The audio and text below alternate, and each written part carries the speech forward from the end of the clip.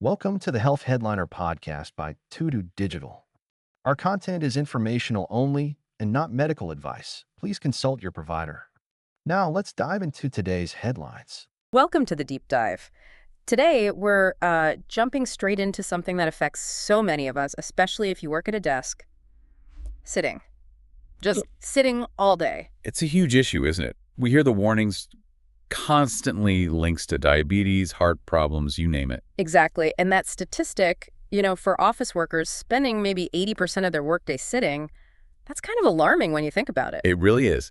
A huge chunk of our waking hours spent inactive. So the big question we want to tackle in this deep dive is, what actually works to fight those negative effects? We're looking at some brand new research just out April 2025. Right. And our mission today is to sort of give you the shortcut, boil down the key findings from both a health news piece and the detailed scientific paper itself. It was published in the Journal of Applied Physiology. And the core question they were asking, I think this is crucial, is it enough to just sit less? Or do we really need that structured exercise on top of it for, metabolic health, heart health? That's the nub of it. Because sedentary behavior is just so common now. The World Health Organization even updated guidelines back in 2020, specifically saying, hey, limit prolonged sitting, break it up. Which was a big step, acknowledging the problem. Definitely. But there's been this ongoing debate, among researchers. Yeah. Is it the sitting itself that's the villain? Or is it just that sitting means we're not getting enough overall physical activity? Interesting distinction. Yeah, and scientists have looked a lot at these interrupted sitting interventions, basically, just getting up and moving around for short bursts. Like walking to the water cooler, that kind of thing. Exactly. But whether those alone are really powerful enough has been, well, a bit up in the air. Okay, so that brings us to this new study. It sounds like they wanted to pin down some clearer answers. Precisely. They aimed to compare 3 different strategies directly. One was just interrupting the sitting. Another was doing structured high-intensity interval training. And the third was combining both. To see which one gave the best bang for your buck, metabolically and cardiovascularly speaking. You got it. They wanted to see what really moved the needle on those health markers. So how did they actually set up the experiment to test this? It sounds complicated. It was quite a neat design, actually. A crossover trial. They had a small group, 11 healthy adults, aged between 22 and 50, who went through the whole thing. Healthy adults, okay. And crossover means? It means each person experienced all 3 conditions. So they did 2 weeks of interrupted sitting, 2 weeks of the high-intensity training, and 2 weeks of the combined approach. But importantly, in a random order. So that helps balance things out. Less chance of individual differences skewing the results for one condition. Exactly. And another really smart thing they did, before starting each 2-week block, participants had this 3-day sedentary lead-in. What did that involve? Just sitting even more? Pretty much. They had to keep their steps below 5,000 a day. The idea was to create a stable, reduced activity baseline before each intervention started. Right, so any changes they saw were more likely due to the specific intervention, not just because someone suddenly became more active than usual. Makes sense. Precisely. It isolates the effect of the intervention itself. Okay, so tell us about these 3 conditions. What did the high-intensity interval training involve? Sounds intense. It was. So for that condition, participants did 10 sets of 1-minute bursts on a treadmill. Really going for it, like 85 to 90% of their max heart rate. Cute. They did this on alternate weekdays, so 6 sessions total over the 2 weeks. And crucially, on the days they did the training and the day after, they were told to stay sedentary otherwise. Got it. So isolate the effect of just that intense burst. What about the second condition, the interrupted sitting? That one was much lower key. They just had to walk for 2.5 minutes every single hour for 12 hours each weekday, just light intensity walking. 2.5 minutes an hour. Seems doable. Yeah, but consistently for 12 hours. And again, outside those little walks, they were meant to stay sedentary. Okay. And the third condition, the combo. That was, well, both. They did the high-intensity interval training on alternate weekdays, just like in the first condition. Yeah. But also, they did the hourly 2.5-minute walks. Every day. Every weekday. On the high-intensity training days, the walks happened for 11 hours after their morning workout. On the other weekdays, when they weren't doing the intense training, they just did the hourly walks, like in the second condition, but otherwise stayed sedentary. Wow, that's a demanding schedule to follow for 2 weeks each time. It really is. Very rigorous control. So with all that structure, what were they actually measuring? How did they track the impact? They used some pretty sophisticated tools, Everyone wore continuous glucose monitors, tracking blood sugar levels 24/7. Okay, so blood sugar control. What else? They did tests for blood flow, Mm. specifically something called flow-mediated dilation of the brachial artery. Okay, what does that tell us? Sounds technical. Think of it like how flexible and responsive your blood vessels are. Good dilation means your vessels can widen easily to let blood flow, which is really important for heart health. Poor dilation is a risk factor. Got it. Vessel flexibility. Right. They also measured arterial stiffness, basically, how stiff or flexible the arteries are. And of course, they measured cardiorespiratory fitness using maximal oxygen consumption, or VO2 max. The classic fitness measure, how efficiently your body uses oxygen. Exactly. Plus, they tracked body composition, blood pressure, and things like cholesterol levels. A pretty comprehensive picture. Okay, so the moment of truth. After all that careful setup and measurement, what did they find? Did one approach clearly win out? Yes, there were some definite winners, particularly for heart health markers. The combined approach doing both the high-intensity training and the walking breaks showed the most significant improvements in blood flow. How much improvement? Specifically, that flow-mediated dilation we talked about improved by 1.04% compared to just doing the interrupted sitting alone. 1%. Doesn't sound like a lot initially. But in this context, it really is. Research shows that each 1% increase in flow-mediated dilation is linked to about a 13% reduction in future cardiovascular events, like heart attacks or strokes. Wow. Okay, so that 1.04% is actually clinically meaningful. That's a powerful finding. It really is. A direct, measurable benefit for blood vessel health. What else improved with that combined method? Their overall fitness, the maximal oxygen consumption also went up significantly with the combined approach. It increased by about 1.88 milliliters per kilogram per minute compared to just the interrupted sitting. So better vessel function and better overall cardiovascular fitness. Exactly. But here's where it gets interesting. What didn't change significantly? Oh, what was that? Across all three conditions, high intensity only, breaks only, or combined, there were no significant differences found in glucose levels or cholesterol. Really? That's surprising. I always thought more activity automatically helps blood sugar. Well, it often does, especially in people who might already have some metabolic issues.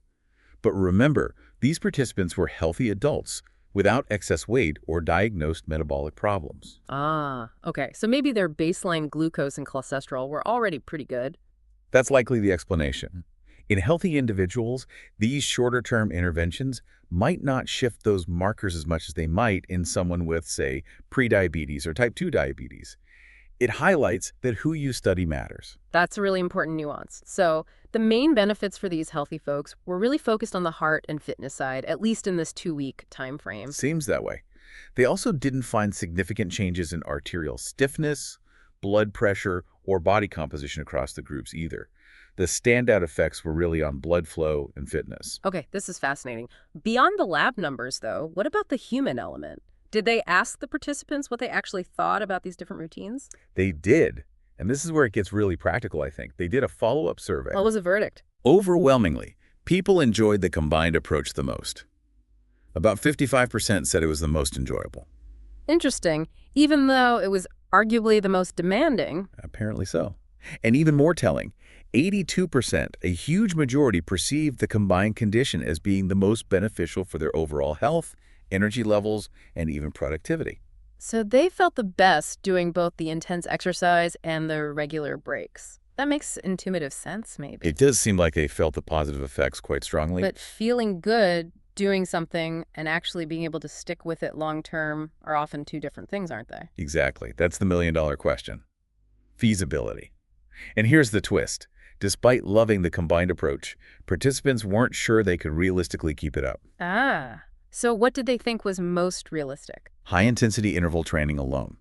64% picked that as the most realistic condition to fit into their lives, and 55% said it was the least disruptive to their daily activities. Wow. So the short, intense bursts felt more manageable than trying to incorporate everything. It seems so.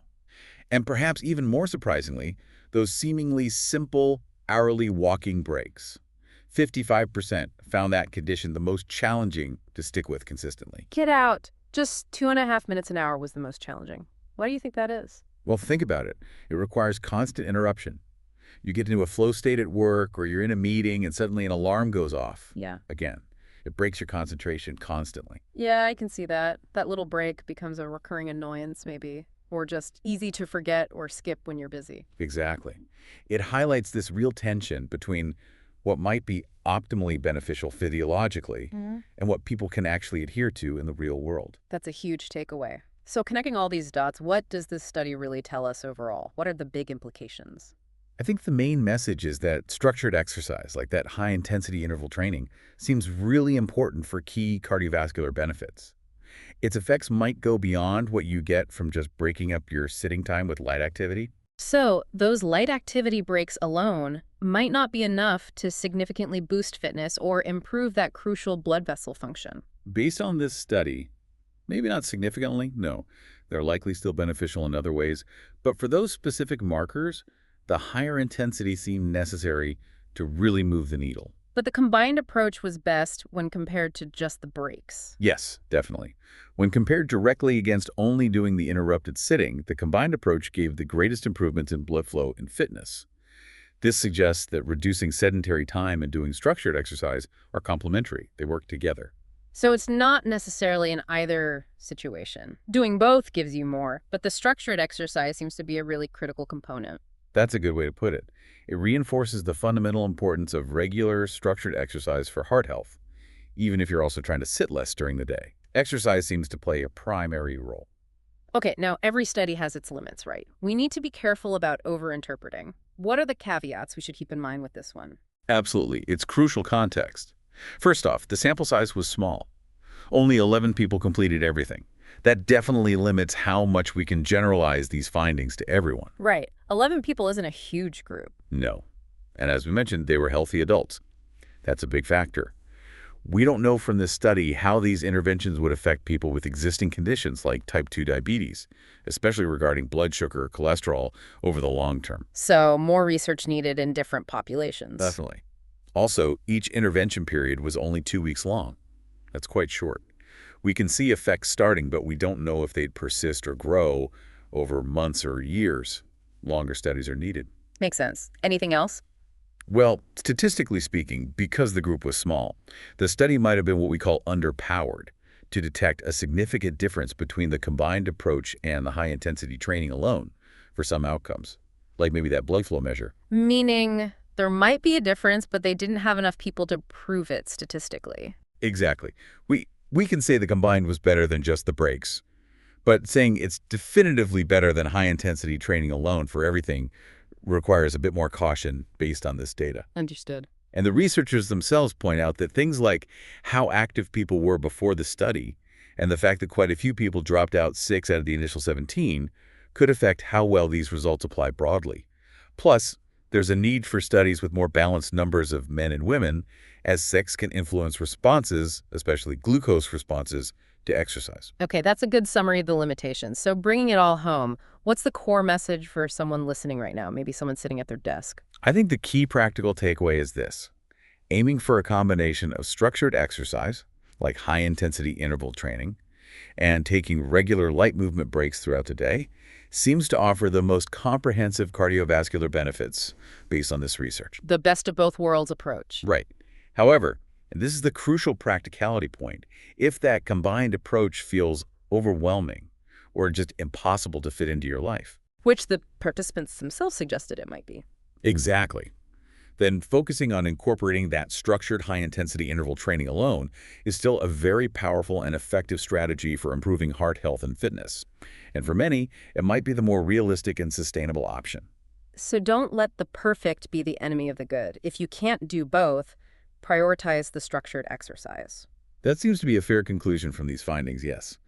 The structured exercise delivered significant benefits on its own, arguably more so for these specific heart measures than the light breaks alone did. The breaks are a great add-on, but the exercise is maybe the non-negotiable part for these particular outcomes. Okay. So a final thought for our listeners to maybe chew on. Yeah, I think this study really drives home that while getting that dedicated exercise session in, whether it's high intensity or something else, is vitally important for your heart, we shouldn't totally discount the small stuff. Those little movements throughout the day, breaking up the sitting, they do add up and likely contribute to overall well-being, even if this study didn't capture massive changes in every marker from them alone. So maybe the question for everyone listening is, what's one small step you can take today? Maybe it's scheduling that workout, or maybe it's just setting a reminder to stand up and walk around for a couple of minutes every hour, or ideally, thinking about how you could integrate both. A great challenge to leave us with: find that balance between the structured effort and the consistent small movements. Thank you so much for breaking down this really interesting research for us. My pleasure. It's fascinating stuff with real-world implications. And thanks to all of you for tuning into The Deep Dive. We'll be back soon, getting into the details of another important topic. Thanks for tuning in to the Health Headliner podcast by Digital. Like and subscribe for more health news and breakthroughs. Stay healthy and informed. See you next time.